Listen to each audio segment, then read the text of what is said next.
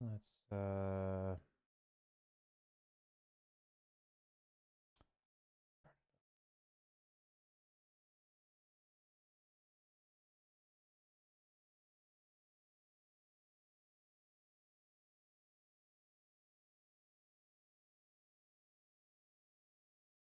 hello. Hello. Hey, how's it going? How are you? Not bad, man, not bad. I'm gonna go and start the recording. So Sir. Yep. nice. Um, you're looking for today's goals. In your answer, you said how to actively not autopilot, especially when it comes to rotating and fighting over farming. Um, seeing that, I always like to ask the question, if you could, in your own words, best describe what like success would feel like at the end of this session for you, what would that be? To the best of your, guess. Um, Honestly, it's hard to say because I find that when I play Dota, I am wildly successful when I'm focused on the game and able to think about what I'm doing, but not being able to focus on that, or like I said in the reply, autopiloting, I find it very difficult to gain MMR. So I What don't would know, maybe you got? like I don't know, strategies that you use to stay focused on the game or not slip into that autopilot. I see.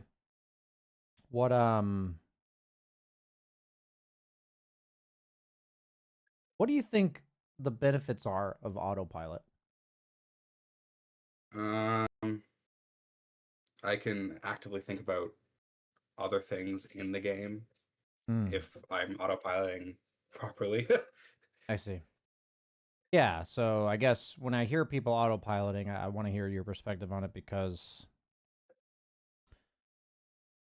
we rely on autopilot to a large degree. Like it's something that to some degree is very useful and necessary.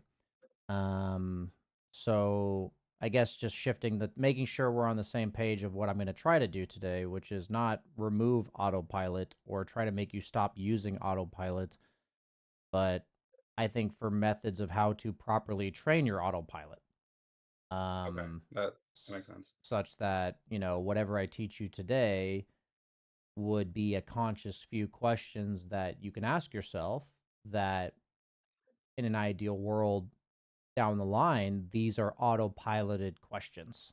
You don't like actively think about them. They just dictate Okay, your decisions in the game. Does that make sense? yeah, that makes sense to me. So, how exactly that's going to look, we don't know yet because I haven't seen your gameplay, but we're gonna, that's the general direction I think we're gonna take today. Any questions about that? Nope, Cool, fair enough.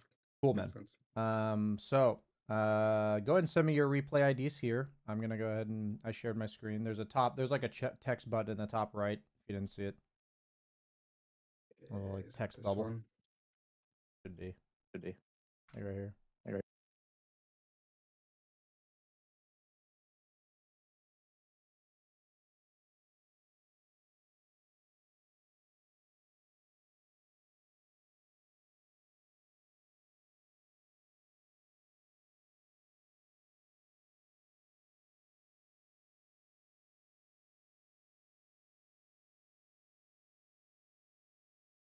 Did I lose you? Might have lost him. Hello? I think you muted yourself or something. Hello. Hello? Sorry, I've been having mic issues lately. You're okay. You see the text channel or text button? I do not. Um,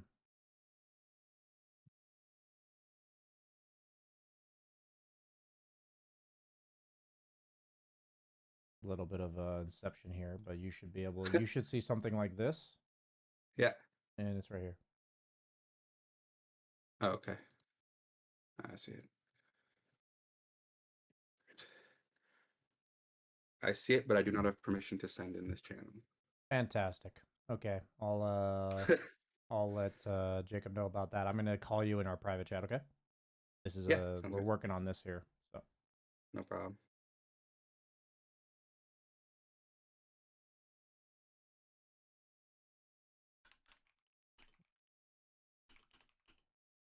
right.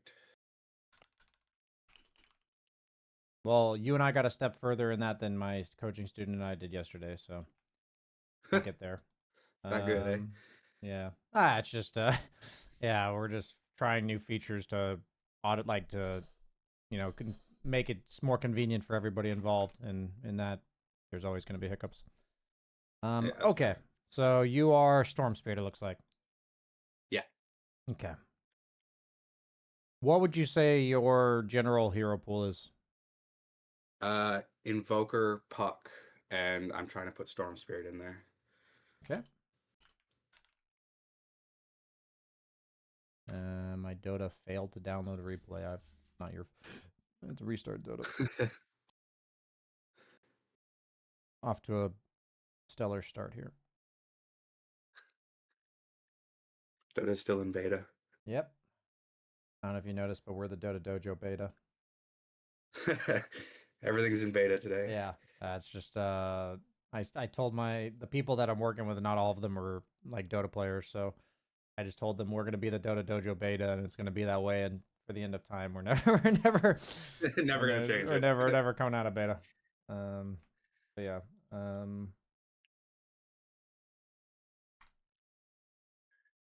Hopefully it works this time. Usually the turn it off, turn it back on fixes it. Always the good old restart. I know I struggled in laning phase this game, and it's one of the parts of this game I autopiloted, and I would say I'm not good enough at laning to autopilot and be successful. Gotcha. I mean, the goal in ideal world is that we're working on like one thing at all times. Like, I think the perfection of autopilot training is to have your default and then be intentionally working on one thing at like every stage of the game, or at least like covering as much of the game as we can. Like you don't have to cover everything, but you go into games with like one or two things to work on.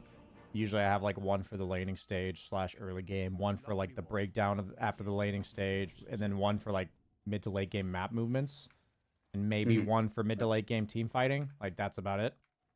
That makes sense. And so some combination of all of that. I'm looking at this guy's perspective.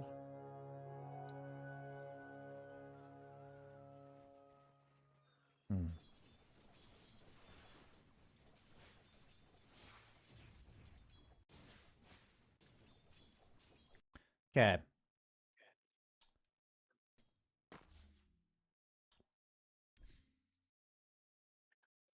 This is what you're going to do in like 95% of Storm Spirit lanes.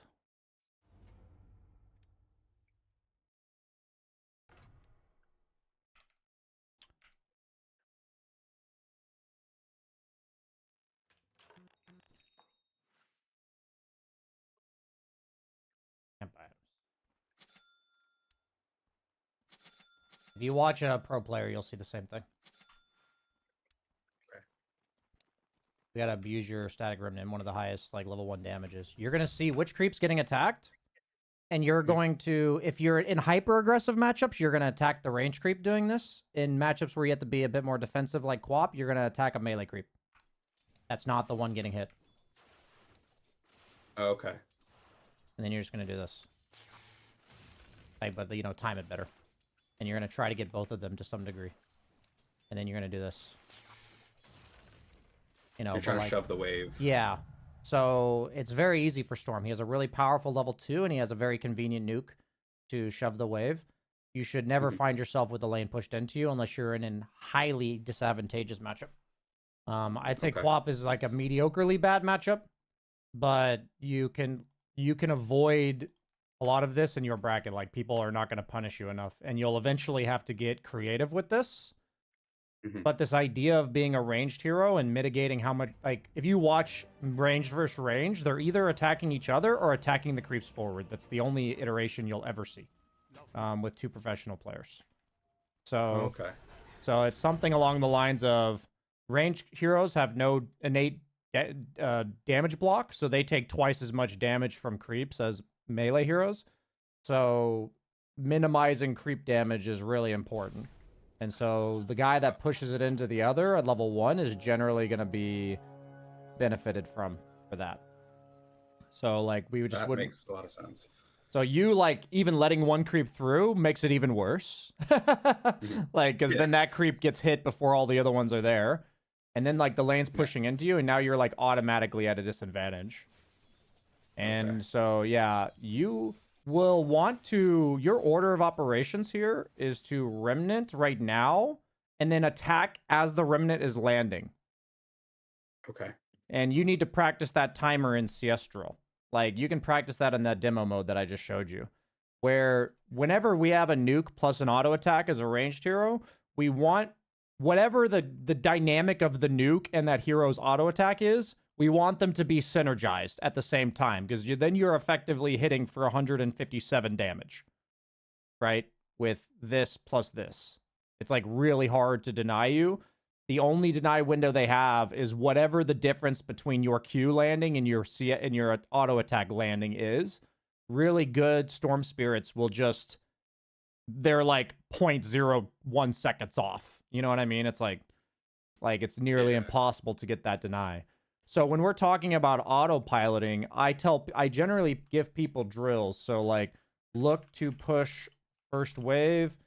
By auto-attacking range in favored matchups, and auto-attacking melee creep not getting attacked in close/unfavored matchups. And that's number 1. Number 2 is learn to synchronize your remnant plus auto attack. Requires remnanting first. So like in this case, you autoed and then remnanted, right? Yeah. So we'd want to reverse that. But like every hero in the game has this to some degree. So with Death Prophet, her Q, what the fuck? This guy's got my build equals most recent BSJ. Sorry, I just noticed that. The guy on your team. Oh, is this like your friend or something? Yeah, no, the Clinks is my friend. Oh, this is just a random guy in your game? Yeah. That's actually really fucking funny. But so like on Death Prophet, her auto attack has a slower projectile than her Q. So she will attack and then Q right after. Like, my point is you can apply this to literally any hero in the game. Quap will attack first because her auto attack has a slower projectile than her Scream. But in the case of Storm, his Remnant has a longer effective projectile than his attack. I'm just making sure, to the best of our capabilities, I'm not teaching you just about Storm. I'm teaching you about a mechanic you can drill on literally every hero in the game, right? So like Puck, I would use the orb in a very similar manner. Usually with Puck, you have to be kind of close to the creep, and then you auto attack and then orb. Because the orb pops up immediately, but it doesn't like travel fast. Do you know what I mean? A lot of people will also, depending on the matchup, you'll see Puck, they will auto attack and then silence on top of the creep. Like this is when they're like level 4. You know, their silence will land at the exact same time that their auto attack does. That's like one way to secure a CS, right? But like you'll get creative on whatever hero you're playing, but the idea of having your nuke and auto attack land at the same time is something you can practice on any hero in any given situation, and you can just kind of fiddle around with it, and it'll make your mid lane way better on whatever hero you're playing. Does that make sense? Yeah, it does actually. Okay, cool.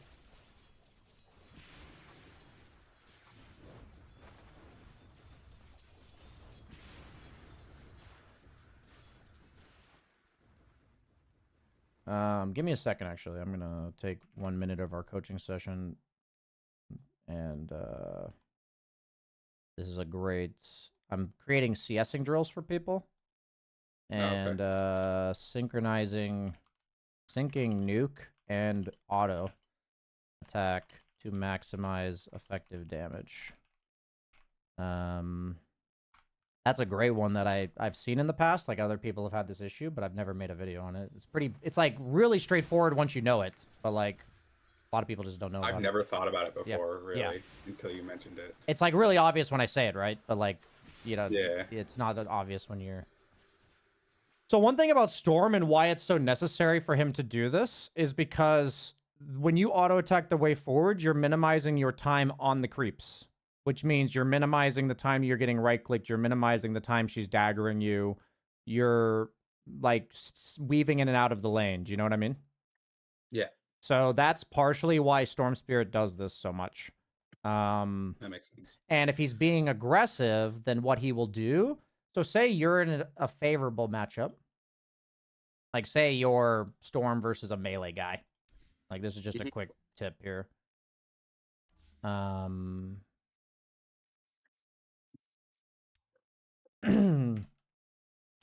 So what Storm Spirit players will do if they're against a melee guy, this is assuming that they have vision of the guy, okay? So they know what he's doing. They are going to... Whatever. They're going to do this. And they're going to see what the guy's doing. And if he's contesting the CS, they remnant like this. If the guy's not like... So they will set the creeps up to get remnanted. If the guy walks in as a melee, they'll remnant. If they don't walk in, they'll just kill it. Do you see what I mean? Okay. Like, yeah. So like they'll do this where they're like, oh, I want both these creeps to die at the same time. And then if the guy walks up, I remnant. If the guy doesn't walk up, I just do this. You know what I mean? Yeah, that makes sense. So you're creating the powerful remnant. Mm-hmm. The threat of the remnant. Like, that's what you're creating by synchronizing creep deaths, basically. That makes sense. So that's kind of a... I mean, you can do that on Puck as well. It's just like...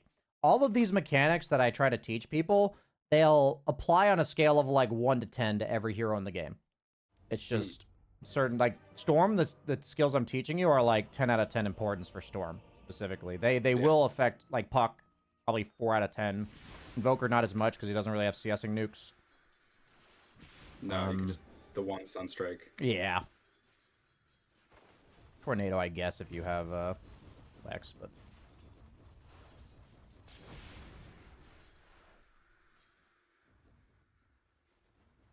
Yeah, so getting that earlier bottle is going to change your laning phase drastically. I'm not going to spend too much rest of the time on your laning stage, because your laning stage is going to look like unrecognizable if you apply these two things. Yeah, that makes sense. You're going to have like 5 to 10 extra CS and just way better off, so... It's hard to, like, tell you what to do here, other than... Okay. Distinction. What is a laning item? And what is a farming item? Farming/scaling item. That is a key distinction I need you to start making for all of your items. What would you say about Bracer? I would say that's probably a laning item. Okay. Why do you think that? It keeps me alive in the lane. It's a bit of health. Yeah, nothing about it makes Storm Spirit farm faster, right? Yeah. So it's a laning item, exactly. Wand is a bit of a hybrid, but it's predominantly a laning item. I would say Stick can be arguably a farming item because a lot of the creeps cast abilities. But upgrading for 3 all stats is not efficient in regards to gold usage compared to like quick treads or a soul ring or something like this. You know what I mean? Okay. Yeah. That makes sense. So we buy laning items when the lane is really close and they will tilt it in our favor. And we buy laning items when we are at the advantage, and we can only keep the advantage if we buy laning items. That makes sense. So we don't buy laning items when we're losing lane, and we're not going to be able to win it. Yeah, so I shouldn't have brought Bracer here, Yeah. or even finished my wand. Yeah, I would have maybe gone Stick, and then either, like, for you, it's like, if any version of Boots to walk to camps, or Soul Ring to get the mana, or Raindrops as, like, a pseudo tank up, but give you some mana regen, like, anything that gives you mana regen or move speed would apply for Storm Spirit before 6, you know? Okay. So that's just, yeah, anything in that realm. So we want your items to match the game state. So rather than talking about all these complicated decisions of items, I want you to start, like, I want you to sit down with yourself on whatever hero you're playing. you can even make it separate on the guide and say laning items, farming, scaling items, and just know that they're both accessible to you at 3-4 minutes. Like, but you're kind of choosing a path. You know what I mean? Yeah. It's like, I think I need to dedicate more to the lane. I think I need to play more for farming and scaling. And then we don't see you buying Bracer in a lost lane where you're like, we need you to just kind of dodge this quap. What you're technically supposed to be doing here is farm that wave under your tower and then farm these 2 camps. You're probably supposed to kill this camp and then stack this one and then kill it at 6 minutes and let him have rune. This is a level 6 quap who like won the lane against you. So that's what I would do if I were you. But now you're laning and that matches your items, so it kind of makes sense. But now, yeah, where this is just a disaster. You know, like we can't walk up anymore. So that's the nature of me understanding this matchup. Probably just better than you have because I've played Dota for fucking 14 years. But the idea here is that every hero has their weak points. The beauty about Storm is he can jungle at any point. Like, literally any point, Storm can jungle. So you end up going, like, back for a null into Soul Ring, so at least you didn't buy a Bracer, and you're like, this is better. But literally, like, if I was in your spot, I would have Brown Boots Soul Ring, you know? Like, just full-on greed. And I'm going to spend all of my mana farming these 2 camps, and then looping back to lane if the co-op pushes it in. Trying to just defend my tower as much as I can without dying. Like... Yeah, I don't even care if I get all the CS. I'm just trying to get like 1 or 2 CS a wave and not lose my tower. Because if I lose my tower, her advantage will snowball to other lanes much quicker. Okay? Okay. So that's the best way that we can like minimize her snowball. And what we're thinking back here, so like if you are in farm mode, if you are behind, actually the question is who controls mid lane? That's actually the question I always tell people to ask themselves. If it is them, because it's going to be more important that you adjust to bad situations than necessarily capitalize on good ones. It's kind of, in my opinion, it's going to matter to your MMR a bit more. If it is them, you are farming. This is Storm specific, but you could either, like on Storm, you're going to farm these 2 camps. On heroes like Tinker or something, you could farm these 2. Just depending on a hero's ability to clear Ancients, but Storm is back here. If you are farming, you take 2 camps behind you and keep an eye on the lane while you're doing that. Your role with the lane is to defend the tower as best as you can, mostly for getting XP and slowing snowball of opponent mid. And if opponent mid rotates, you must immediately go to lane and push it. So, like, if you see that he's gone and this lane's AFK and you're at this camp, you just fucking walk away from the camp and you go push the wave. Okay. Like, if the camp's, like, 90% dead and is going to take a single remnant, then sure, kill it. But, like, you know what? Like, the sense of urgency to go push the wave, your time to come back here is based on him pushing it into your tower or him rotating. Otherwise, you're just fucking farming. And this applies to any mid that jungles kind of fast. Like, in any hero that jungles kind of fast and is not controlling the mid lane. Those criteria are checked, and this is your plan. So another example would be like Lesh with level 6. You know, if you ever play like Beastmaster or like Primal Beast or like these heroes all jungle pretty fast. Viper, Ember with maxed Flame Guard. It wouldn't apply to something like Puck before 6. It wouldn't apply to Void Spirit. It wouldn't apply. It kind of applies to Invoker, depending. Like, even though you don't jungle super fast, if you lost your lane, you can still play, like, with a Forge Spirit, kill this camp, walk back to lane. Not ideal for him, but it's still possible. You get the idea? Yeah, so in situations like with Puck, if I am not in control of the lane, what do I do on Puck?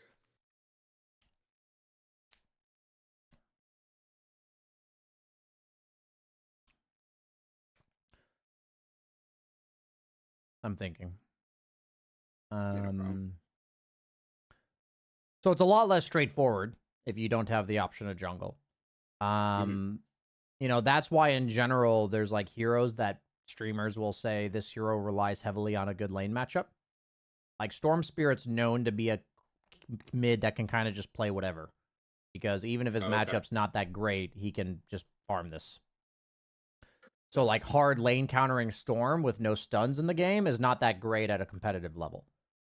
But like hard countering Puck in lane at the competitive level is like devastating to Puck. Because what does Puck do? Like, good question.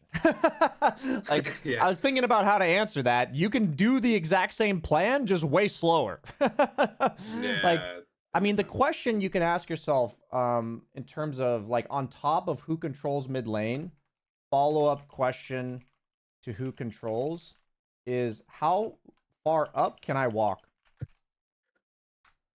Like, the lesson you learned here at level 5 is you level 5 against Quap level 6, you can't walk into the river. That's what you learned there. Yeah, I just insta-die. So you would want to try, maybe I can walk up to here. Oh, I can't do that either. Maybe I can walk up and pick the creeps up from here. Oh, I died there too. Like, you're just going to learn. There's like some matchups where if you're losing, you literally can't even defend your tower. You're like a level 5 Storm against a level 7 Huskar, your tower's fucking dead. Sorry. Yeah. You know what I mean? It's just, it is what it is. So he leaves, so you're gonna push. Okay. Okay, so okay. So for me, if I'm level 5 here, I'm taking the risk with how close you are. I saw that Quap TP top, so I am going to pick up their wave right here and take it with me down here. Okay. Like, I'm gonna dodge him and be over here. And worst case scenario, I'm remnanting to kill the range and I'll ball lightning away from this guy. Does that make sense? Like, yeah, that makes a lot of sense. So it's not as much like just do that, but I want you to know there's a lot of creative ways you can get the wave if the guy leaves. And at least try to exhaust your options. That's like the most conservative. I know he went this way. I'm going to pick the wave up at 712 right here and drag it here. That's like the most conservative thing you can do. So if you can't do that, then you shouldn't have been there. But fair enough. I want you to try that limit, you know, push it. Like when the guy leaves like that. You know, I'm trying to give you a tool so that you can test your limits a bit better. So what you're doing here, okay, so you come back to lane.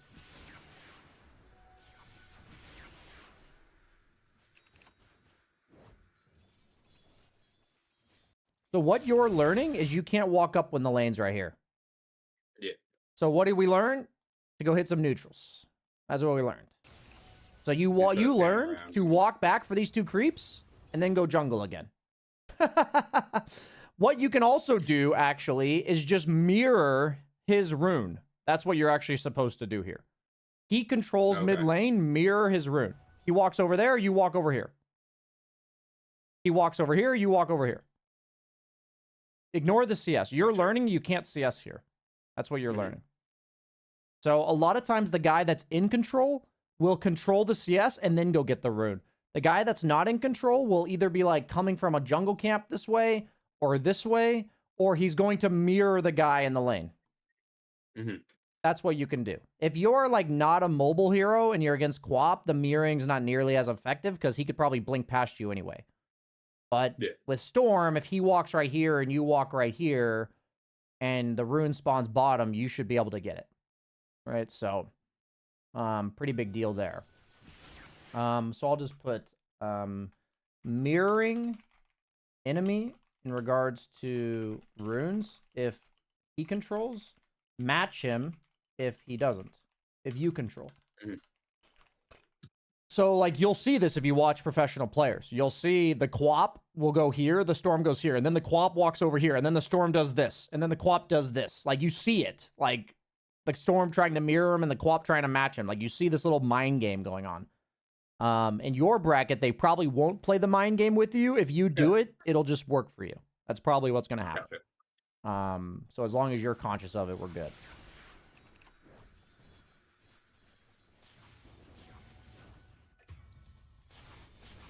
So what ends up happening is here's the flow chart. You recognize he's controlling the lane. Then you're like, my default is these two camps. Then every matchup, given every situation, I am making a hypothesis of where the creeps need to be for me to be able to farm them. So what you've learned here is when you lose matchup to Quap, you can't farm the creeps when they're right here. Do you see what you've learned this just now? Yeah, that makes sense. So what you can go ahead. I have to put it in like a internal database and remember that. Yeah, it's a feels thing over time, but you have to consciously assess it for a long time. Okay. And eventually you'll start feeling it out on every hero you're playing. And what happens is you'll get a really good hang of this on all the heroes you've learned already and all the heroes that you're learning. And over time, every new hero, you're going to have to learn it again, but instead of learning it over 20 games, it takes 5. Mm-hmm. You know what I mean? Like the process, like what I've learned is people just get better at learning the hero. That's how Amar is like one of the best players in the world. He demonstrated that if you just fucking master 3 heroes and you prove to yourself that you know how to master them, you're consciously aware of how you mastered them, and then you just apply that to other heroes. Yeah, that makes sense. So every hero has this degree of when they're winning, how far up can they play? When they're losing, where can they farm the creeps? Like there's these questions. So there's like a fine line. So you're just going to have to calibrate that line over time. And the way that you're going to gain MMR is knowing if you ask yourself who controls mid lane at like minute 5, ask yourself that question and you'll get better at quickly assessing it. Eventually you'll just know. You'll kind of have this feeling of that guy controls mid lane, I control mid lane. And right now you're getting a tutorial on what to do when you're losing the lane. You can like invert it to what he's doing, but it's like, notice how if both players walk at the lane as normal, the guy who is controlling it just kind of wins. Like, and so a lot of people in your bracket are just going to walk at the lane as normal, like regardless of who's controlling it. So that's why I think it's more important for you to understand how to play it when you're not controlling it. Yeah. Because for you, when you are controlling it, you're just going to walk at the wave and remnant it. And then at that point, the game is easy when you're winning. Yeah, it's pretty straightforward. And then at that point, it's like, do I go rune? Do I gank? Do I jungle? That is another discussion. But I personally think the drawbacks of messing that up are far less than the drawbacks of this part being messed up. Yeah. You know, this part will make you have like a pretty decent impact in every game you play. The other one will be like you 1v9ing, and that's not as important for gaining MMR, in my experience. Mm-hmm.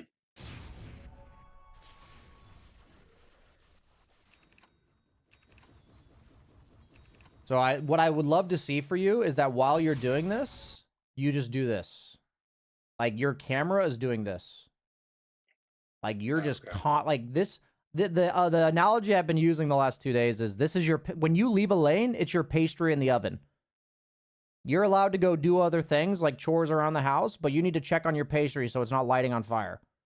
You just need to check it, do other things. Check it, do other things. Is it burning? No. Burning? No. Like, but like you make it so it's like a little more exaggerated than you would in real life. It's like every second in Dota is like a minute in real life.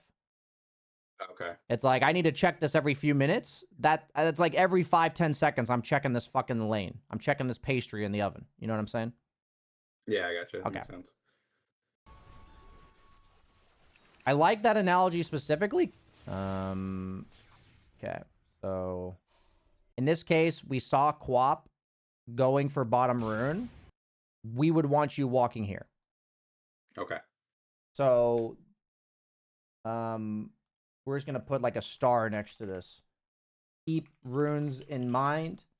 If you know who controls mid, you will know to match them or mirror them. Period. It's one or the other. Every rune, you should be mirroring or matching them. Mm-hmm. If you're the Quap, you would chase the storm. If you're the storm, you avoid the Quap in this exact scenario. Go ahead. It's a dance. Yeah, it is a dance. Absolutely. The only time we add a layer to this is when we start getting supports rotating, but you probably don't see that too much. Not at all. So, like, at the highest level, if I'm coaching like an 8K, 9K, We're talking a lot more about support rotations in regards to this dynamic. But for now, you need to understand the 1v1. Okay.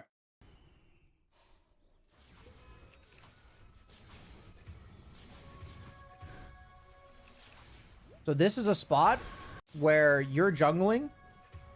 Quap shows bottom. All you. Yeah. And the sense of urgency needs to be really high. So here's how it works for the most part. This is like 101 of efficiency from the mid lane, okay? When you are jungling, there are going to be a bajillion things going on in the game. Your job is to know what's happening in your lane and to pay attention for when the other guy does stuff. That's the only information on this screen that matters to you when you're like losing your lane, okay? Okay. So Makes sense. Losing lane, or he controls mid. 2 point, he controls mid. 2 points of info that you must keep track of. What lane is doing and what enemy laner is doing. So my question for you, if you see the enemy mid ganking, what are your 2 options?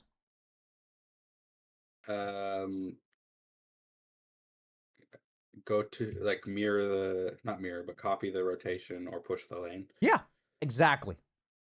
So what we never want to see again is him rotating and you going to the next jungle camp. Okay. That's what we're avoiding. It's like, I'm not particular about you min-maxing whether or not to respond to that guy. Like, that is a decision in and of itself, but we first need to get it so you're doing one or the other every time. And then we can talk about the nuances of each one, right? Yeah. So like if I talk about like all the reasons you would counter gank him and all that, it would get in the way of just making sure you're either pushing the lane or counter ganking him. One or the other. The counter gank can come in the form of countering his gank directly or mirroring his gank, kind of like you said, where you go to the other safe lane or something. It can come in either form. Okay. Basically, respond directly to the gank or respond indirectly, which is to push the lane. So now what happens is I'm a carry player. I die in my safe lane. I see this, and I just cry when I see this. I'm telling you guys as a carry player that when this happens to me, what makes me cry is this. I'm like, wait, why isn't mid pushed? That's like all I wish they would do. And it happens sometimes in my games. Like a lot of times as a mid, there's nothing you can do about this if you lost your lane. But this part you can always do something about. So that's why we're focusing on it. Okay. I mean, the carry in your games might not bitch at you for that. They'll probably bitch at you for not helping. But like, it you know, coming from somebody that wouldn't bitch at you for something that's outside of your control once you've lost your lane. Okay. I want to know what's going through your mind here at this stage of the game, generally speaking. What's on your mind, bud? I'm really far behind, and I feel like I can't do a whole lot without more items. Yep. I also didn't skill the pull, so I can't exactly control Quap. Okay. So I just kept jungling. Okay, so you're purely in farm mode is what you're saying. Yeah. I'm really far behind. I'm in farm mode. Is that approximately what's going through your mind right now? Yeah. Okay. So when you're in farm mode,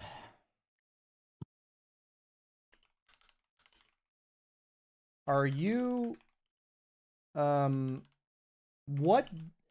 you are in farm mode, I'm drawing an arrow after this. What does it mean to avoid the opponent in this exact freeze frame?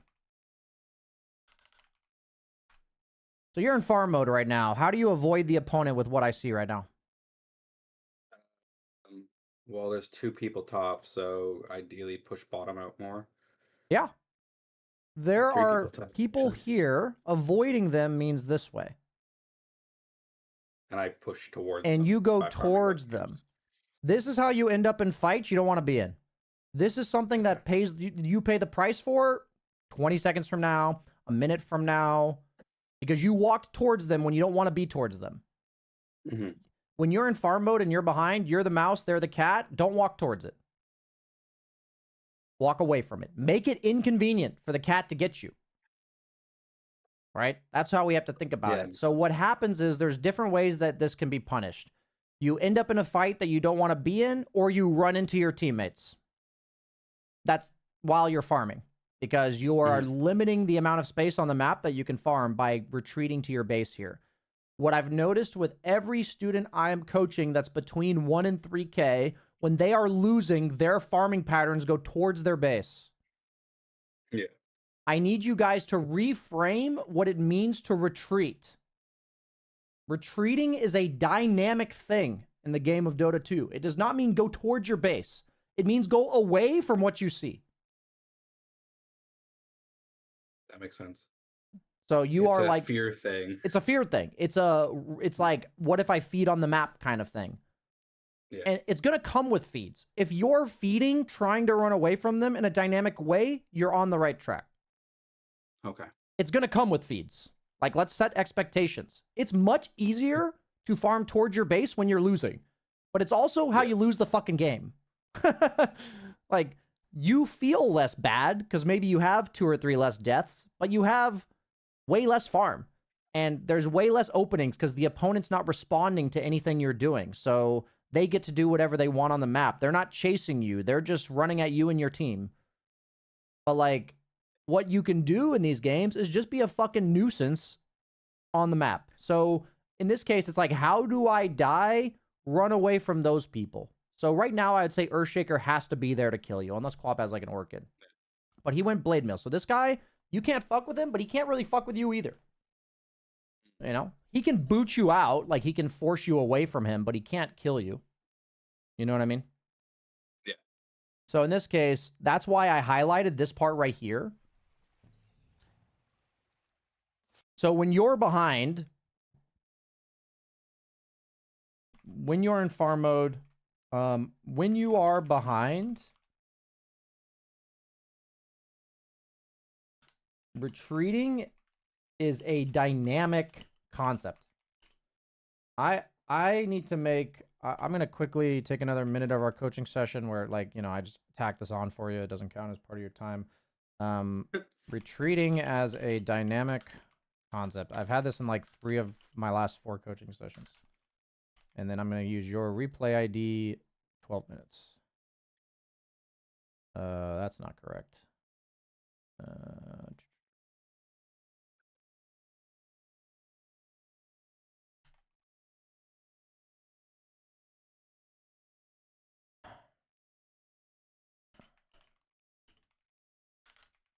Okay, I need to go like gather the other ones. Let me quickly put it on my... This is me making sure that your lesson does not go in vain, okay? Yeah, no problem. Retreating as dynamic concept. Need to spend time on that. Okay, cool. Let's go back to your game. I think what you said, that me not putting any pressure on the map by just farming so towards my base can lose me the game, had a huge impact on why we lost this game. Yeah, because they just ran over and did whatever they wanted. Yeah, in an ideal world in these type of games, like, you would be down here instead of Clinks, and if he chooses to take the lane, you're like here instead. Okay. Like, one of you is pushing the lane, which opens up the other to jungle, and then you're both farming instead of this. You see what I mean? Yeah. Like, this is the part where you run into your teammate. So I absolutely agree. I mean, it's nice to hear that you like you feel that. You're like, yeah, in hindsight, that probably did make this game really hard. In an ideal world, whenever you're in this mode, you try not to TP out of base. Especially... Just walk out of base? What? Just walk out of base? Yeah, because your ticket out is ball lightning to one random direction and TPing in the middle of it. Okay. That's like, I want you to think of how many more ganks you could get out of if you can just ball lightning in a random direction and TP, as opposed to be limited by the distance you can ball lightning. Do you know what I mean? Yeah. Yeah. So that's It's quite a big difference. this is a good reason to not TP out of base. And it may feel bad to like miss 3 or 4 creeps in a creep wave, but I want you to think of like how many creeps you're hypothetically missing by being like, I can't walk up there because I don't have TP, but I can walk up there if I do have TP.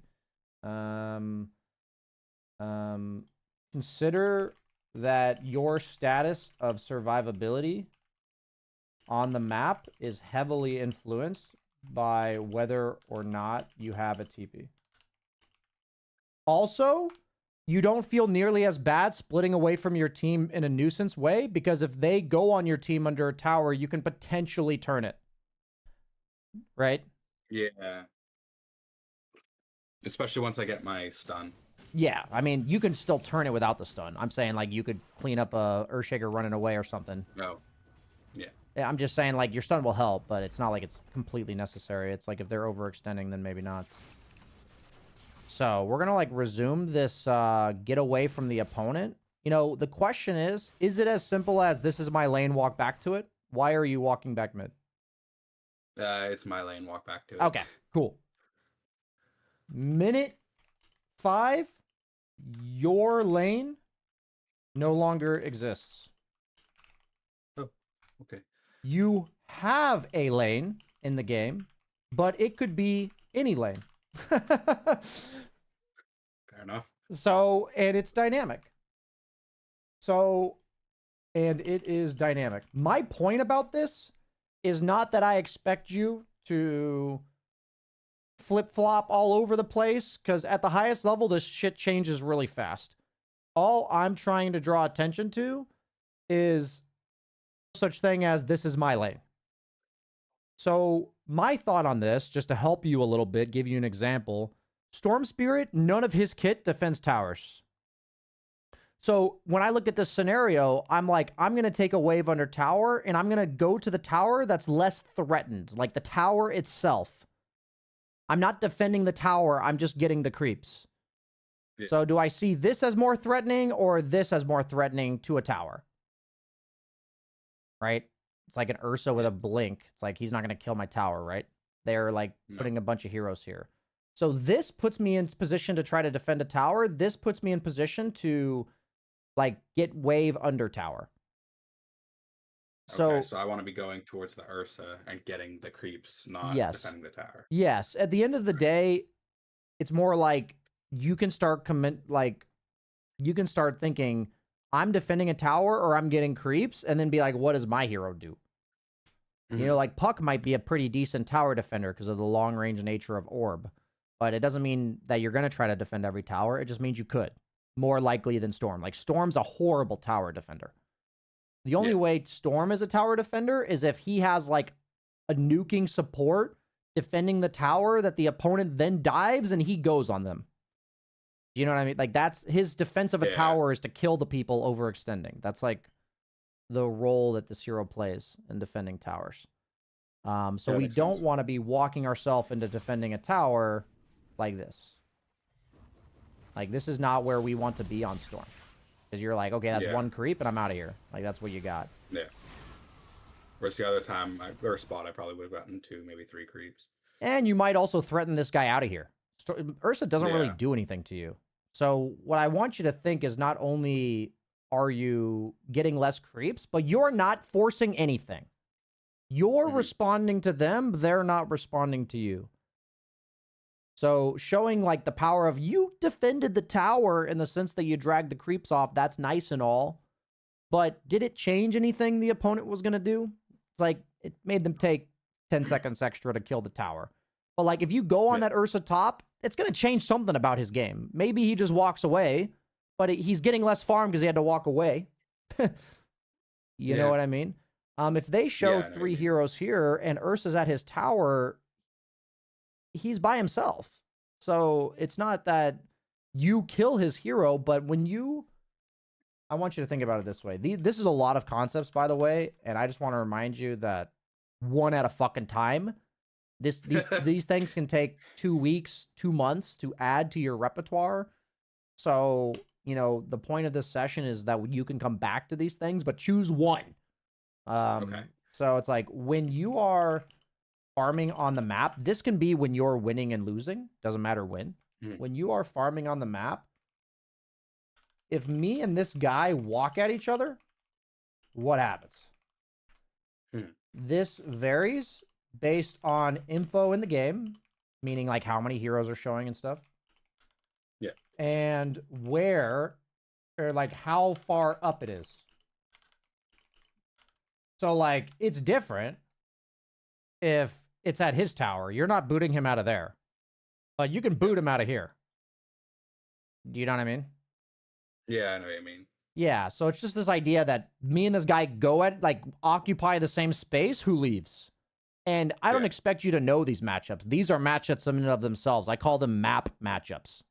Like, it's not about farming. It's not about laning. It's literally just, I walk at this person and this guy walks away. And sometimes you'll see people both think they win this and they just fucking have some random one-on-one on the map. And it's kind of funny. You know, it even happens at super high level Dota where both people have a different idea of their limits and it ends up being really close, you know? But this is a really cool thing to consciously gain information on over time. I would say that one's more like a month or two down the road, but we can just, you know, it's something to reference back to when you watch this session. So I think the other stuff is more important. I think the first step before that is going away from the enemy team when you're behind. I think that one's more straightforward, is like, how do I go away from them? Maintain a TP when I'm doing that, knowing that my participation in the game will be if they go on my team and I think I might be able to help. That's like, that formula for you will be very useful in any game that you're losing.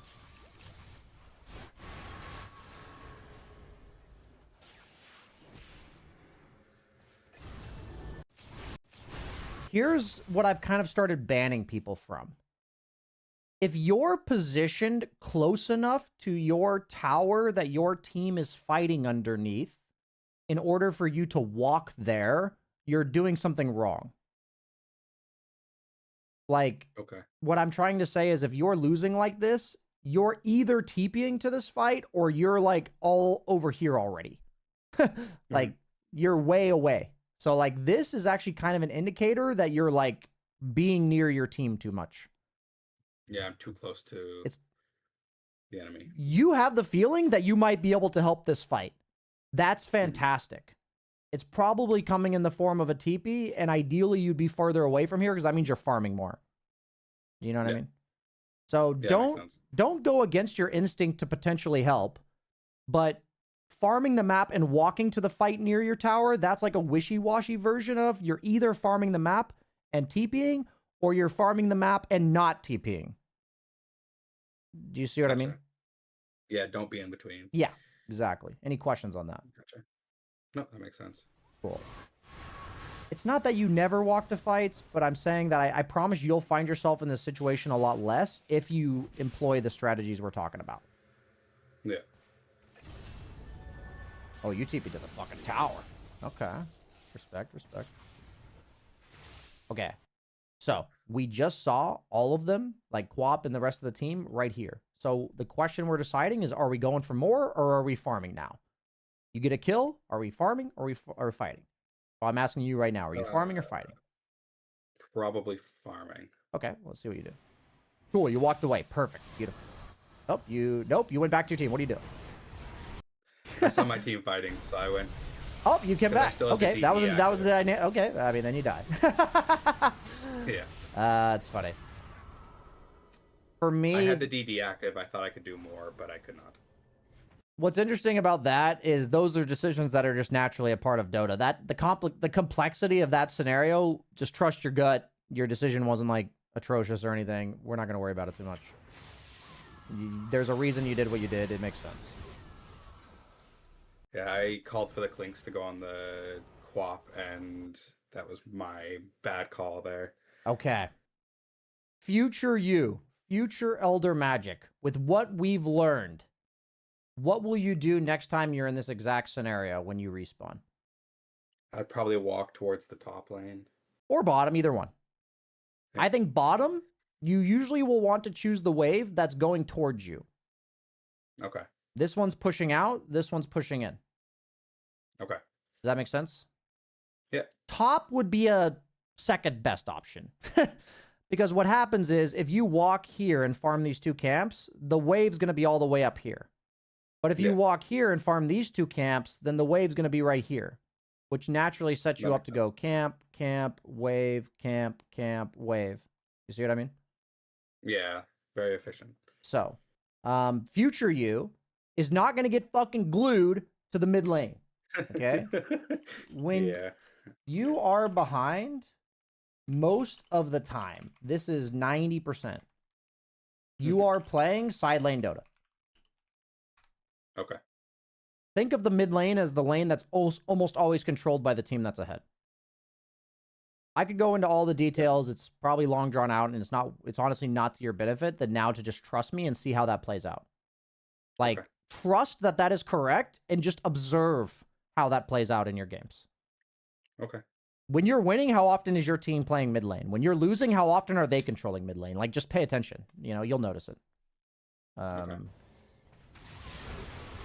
So what's happening to you is you keep sucking yourself back into these mid fights. We're not being annoying enough. So this is okay. We decided to crank up the annoyance. You're doing it now, where you're like on the map. You're about 7 minutes late. Where are you going? Go back here. Where are you going now? I am so scared of the enemy team.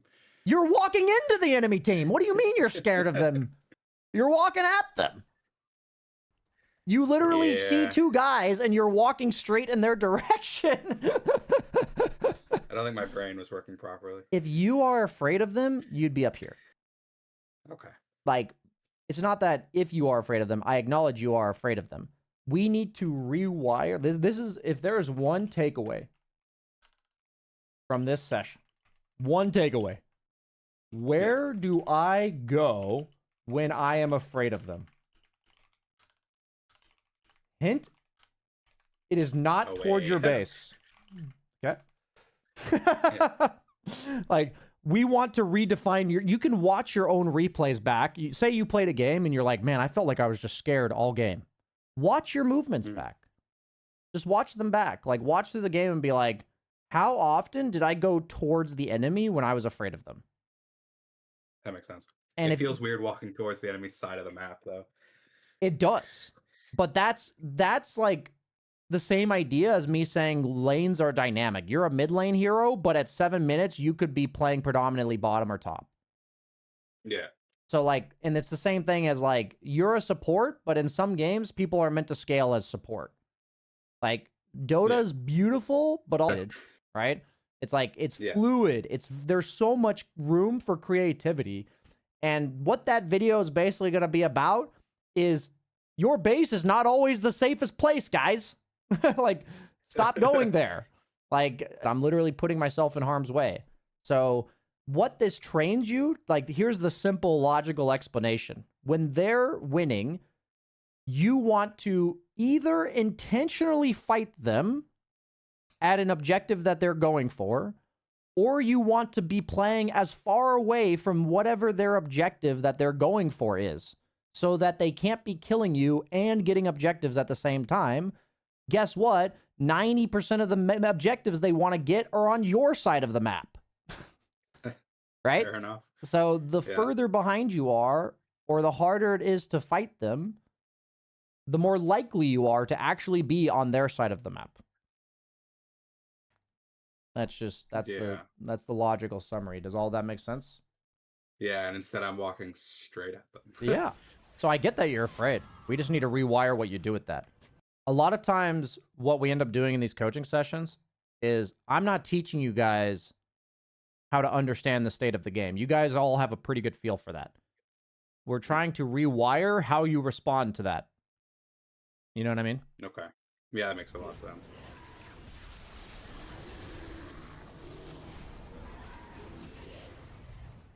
So if you told me your reason for walking back there was, hey, I'm gonna flank them, be ready, guys. If you told me that, I'd be like, sick, dude, sick call. I don't know if that was your reason, but it doesn't sound like it. No, yeah, it was not. So, what is new Elder Magic gonna do in this exact scenario? That one probably No, this go. right now. This one? Yeah, right Go now. bot or top. Yeah. In this It case, thinks his top's probably you're gonna walk bot. bottom. Yep, you had your instinct correct. What do we do this time?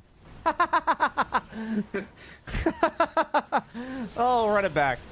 The cool thing about walking bottom is you can always TP if you see this exact thing. Yeah. Do you see what I'm saying? Like, it could have just been Yeah. like you at this camp and then TP here, worst case scenario. I want you to get in the habit of, oh, what you saw there was a good opportunity. TP the second you see it. Mhm. That's good. Use that instinct. We're avoiding ourselves from walking to a place where we only have one play.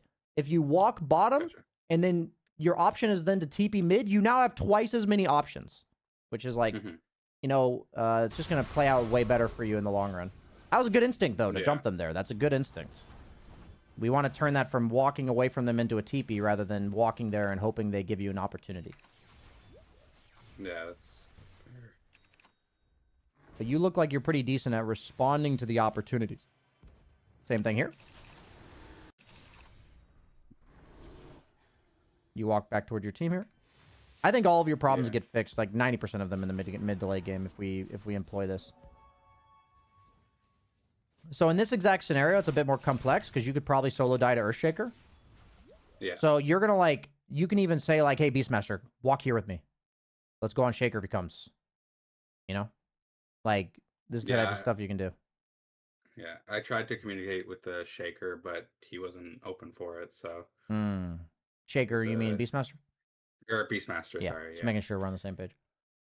Yeah. The point is that you would know you want to separate from the mid lane, and then you would craft a strategy to do it, and sometimes your team just doesn't listen. Yeah. Okay. But that's the important part, is you're going to learn if you know you're supposed to go towards bottom right now, then you're like, but Earthshaker's in my way. What can we do about that? Hey, guys, let's go smoke and kill Earthshaker. Yeah. Like, that's kind of like the natural train of thought that good players go through. Is like, I know this is what I want to do. This guy's in my way. Go kill him. Okay. But it all stems from, I know I don't want to be playing mid lane right now. I want to be playing side lanes. But for the first time this game, when we've had this decision, there's actually something there that's kind of scary. Yeah. That would solo kill us based on the fact that we're half HP. So, make sense? Yep. Okay. Making that exact call is not as much of a concern for me. Not walking back into mid lane with your team, that's the concern. Because then you end up in this spot. Now what? Now we're about to get killed. No, now, like, if you don't want to fight them, where do you go? Top. But, like, what are you doing there? Not much. The creeps are fucking gone. What are you doing there? Yeah, not much. So you're going to run away from them to nothing. But if you had gone out here and you see this, you're going to cut this creep wave, and then you're going to farm these two camps, then you're going to cut the next wave. You see what I mean by, like, walking back to base gets you pinned. Yeah, that makes a lot of sense. Oh, well, you have to fight. Like, I'm like, if you don't fight them, what are you going to do? And you're like, well, I guess we have to fight them now. That's what happens. Yeah. You guys will have a good sense of, well, I guess there's nothing else to do. So then you just go on them. That's pretty much what happened. Yep, I understand. I know the feeling. It's not like I'm immune to these fuck-ups. I still do them, just less. I want you to think of the potential implications in terms of the entire state of the game if instead of being mid, you were bottom right there. This fight just probably never happens. Your team probably never smokes. They probably never go on them. Clink stays top.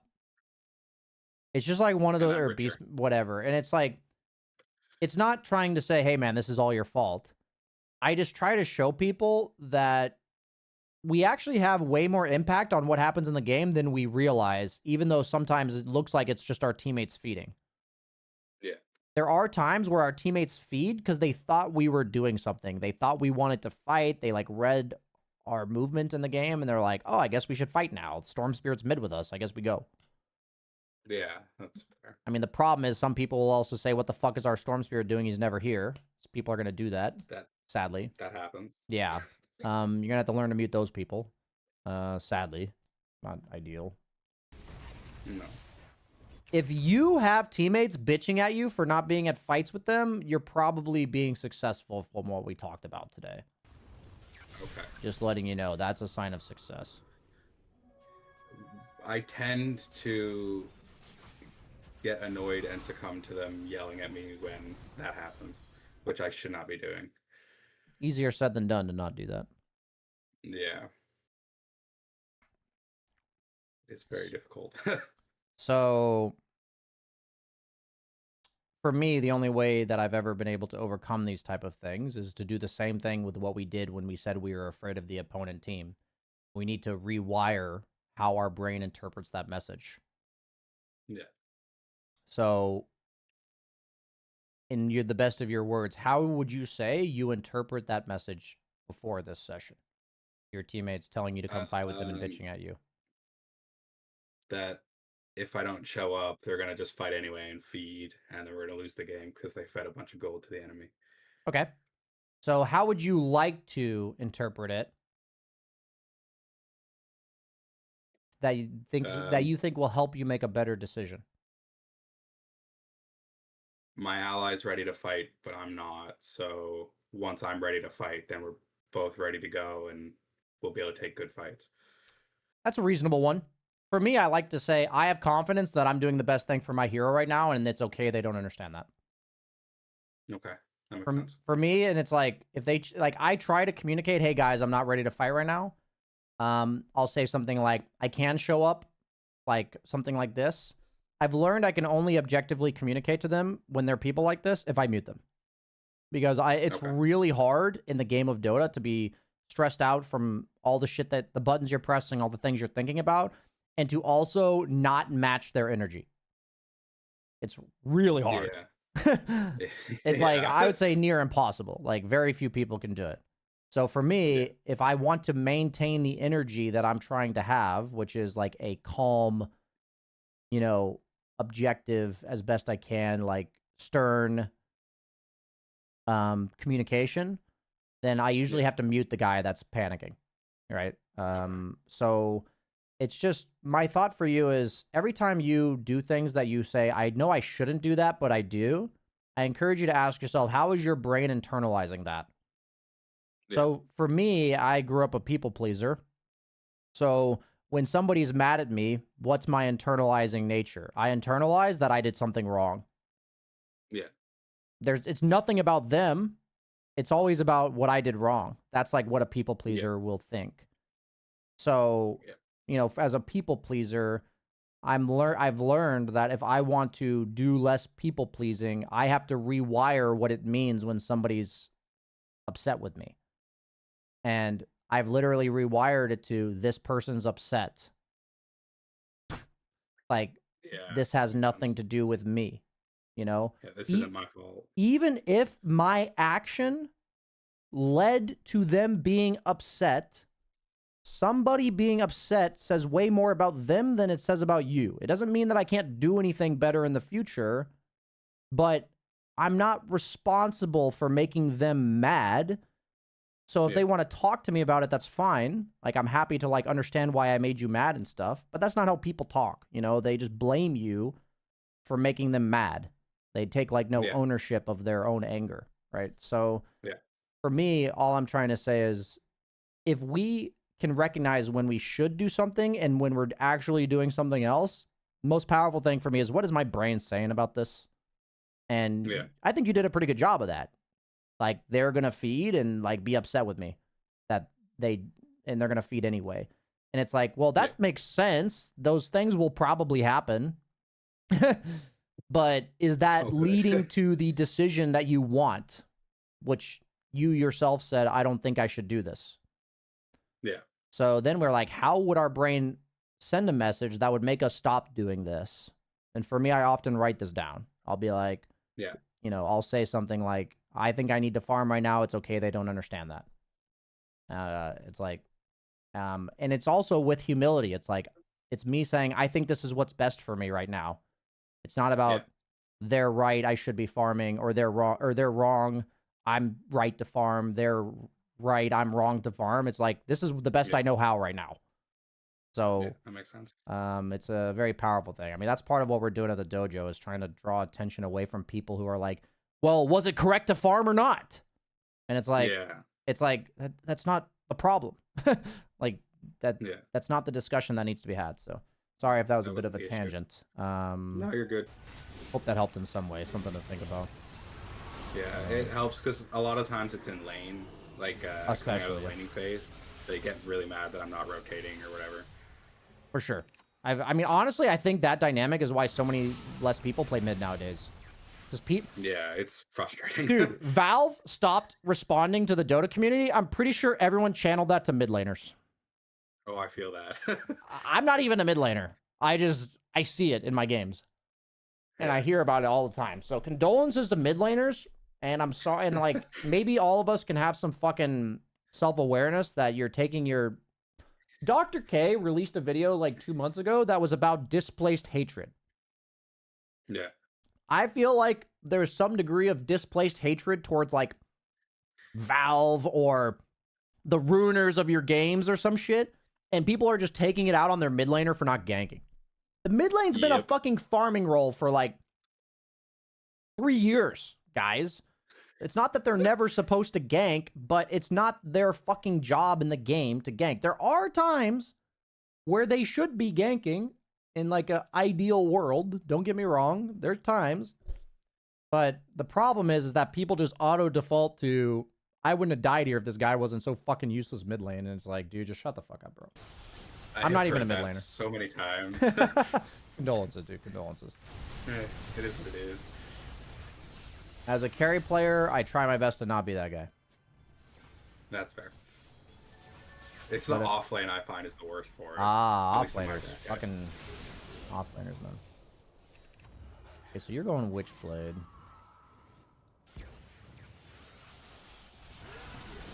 I feel like maybe Orchid would have been better, but Quap does get a Yules. And I've been expecting the Yules because Clinks has a Orchid. Yeah. Question. Why did you guys not Roche here? Because we're Crusaders and bad. Okay.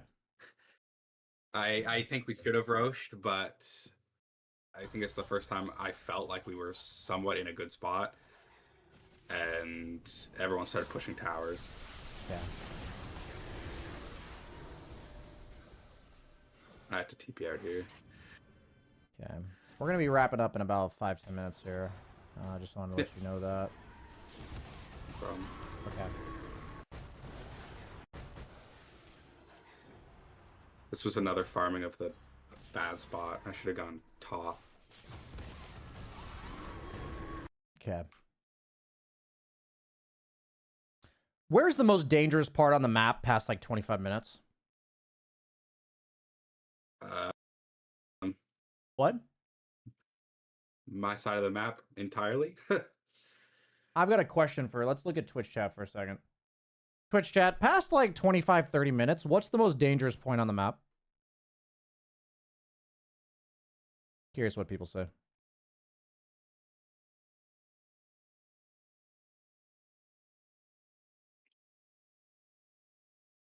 I'll give you guys a hint. Like it's not a specific location. See if anybody can get it.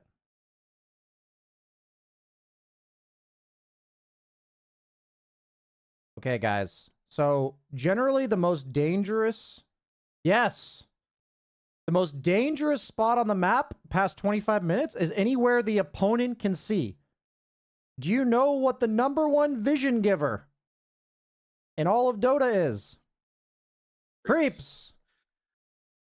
So, at this given moment in the game, the most dangerous spot on the map is here, here, and here.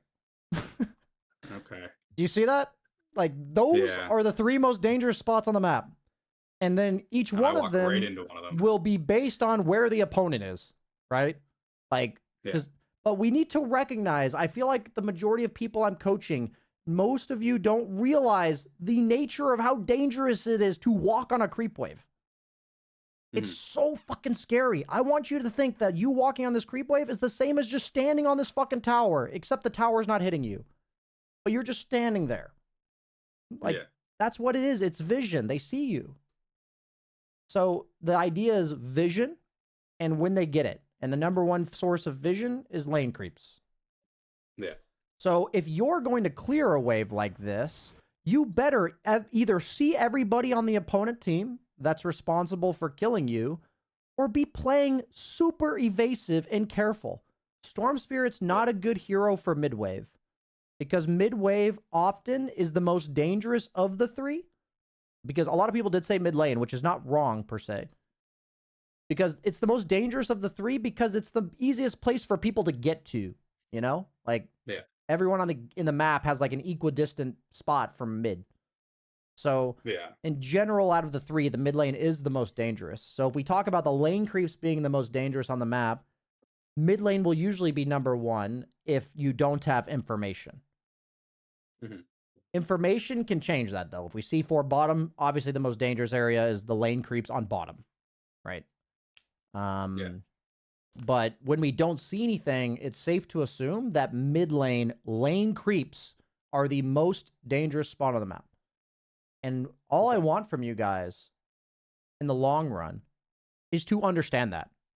To be like, I am consciously putting myself on the most dangerous spot on the map, and based on what I see, I think that's fine. Yeah.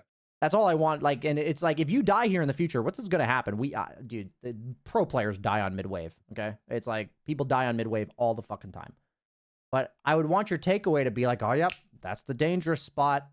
I got to learn to, like, check the mini-map before I walk up to the mid-wave. Yeah. You know? That makes sense. I never really thought about it that way, which explains why I'm doing this. I trust that you will fix this gradually over time, because you're going to be like, oh, the BSJ dead on mid lane thing you talked about. Oh, the mid lane creeps again. Oh, I died on a creep wave. I'd be curious what percentage of your deaths past 25 minutes are on a creep wave. Like, probably a lot. It's probably a large percentage, especially on any blink hero or mobile hero, because those heroes, like, they die by getting stunned, and they get stunned by being in vision, right? So then the question is, what type of heroes show on map, right?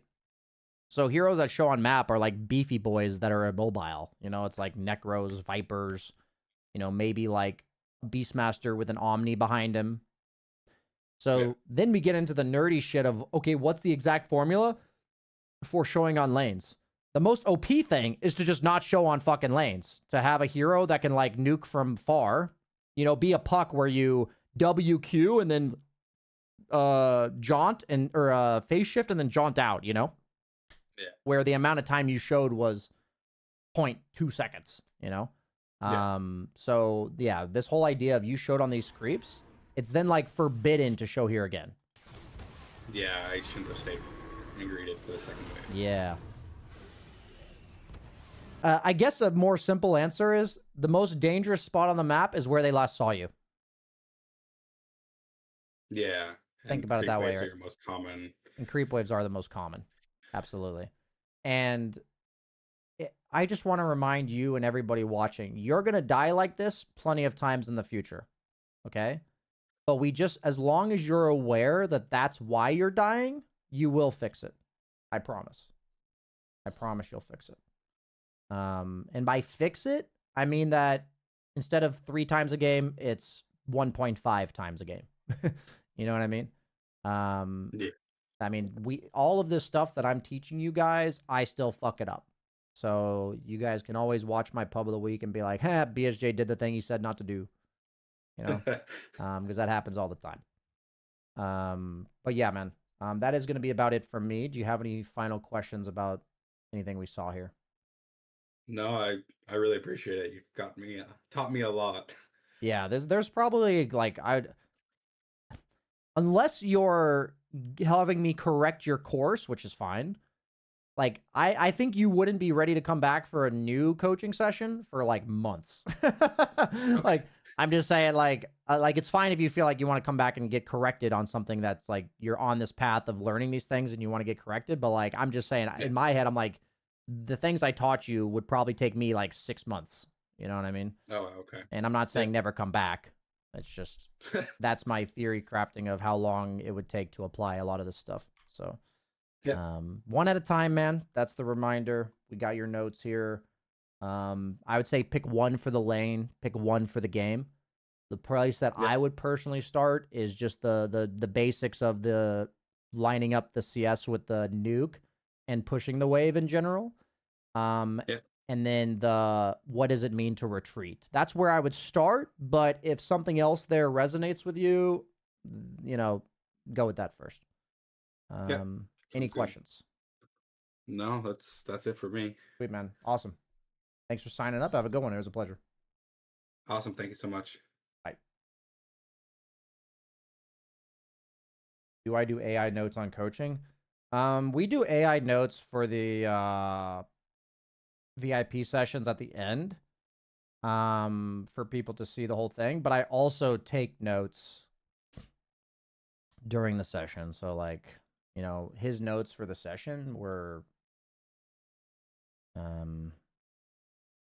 like here's his notes for the session. Can I send this message? Oh, I can't. That's character restricted. I just don't want to show you guys like all of his Discord information. Here's his notes for the session that I took.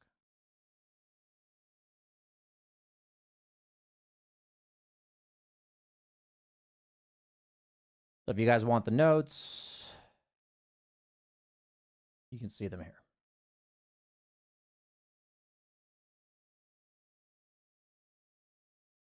You can feel free to like screenshot this and shit. Yeah.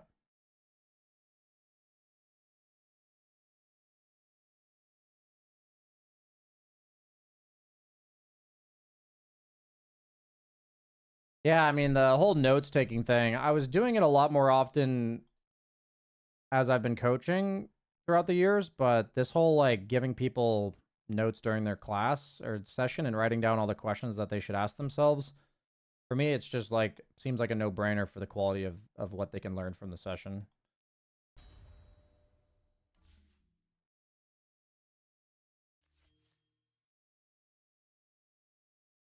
Yeah, Rafanaka, enemy creeps can be a real bitch. Sometimes they just follow you into, I mean, like, there are mechanics of, like, why they follow you and stuff, but it's, like, really hard to predict these mechanics, so. Especially when there's, like, a bajillion things going on in the game. But yeah, guys, I am going on a spa day with the lady friend. That's what we're doing now, so I got a spa day coming, so wish me a nice, relaxing spa day. I will not be streaming tomorrow, I believe. So I guess I'll see you guys next year. But no, guys, in all seriousness, I wish you all a happy new year. I'm curious to hear about your guys' new year resolutions. Thank you so much for tuning in, and I'll see you guys in 2026.